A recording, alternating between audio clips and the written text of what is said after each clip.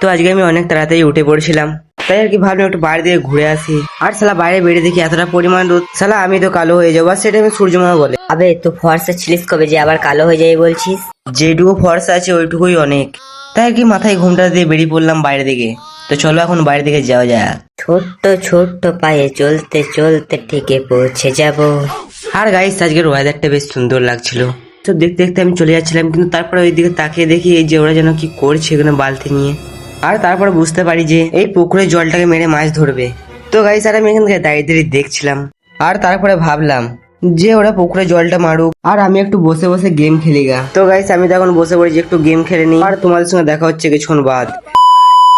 আর পুরো আধ ঘন্টা পর দেখি যে এরা আর মাঠের সব ঘাস ছিঁড়ে ছেড়ে একাকার করছে, আর একজনও দেখি কাদা করছে মাঠে।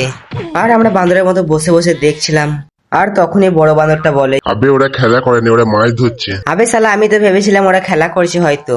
তো গাইস তোমরা এখন লাইক কমেন্ট শেয়ার আর সাবস্ক্রাইব করো না। তো তোমাদের সঙ্গে দেখা হচ্ছে নেক্সট ব্লগ। তো ততক্ষণের জন্য টাটা, বাই বাই।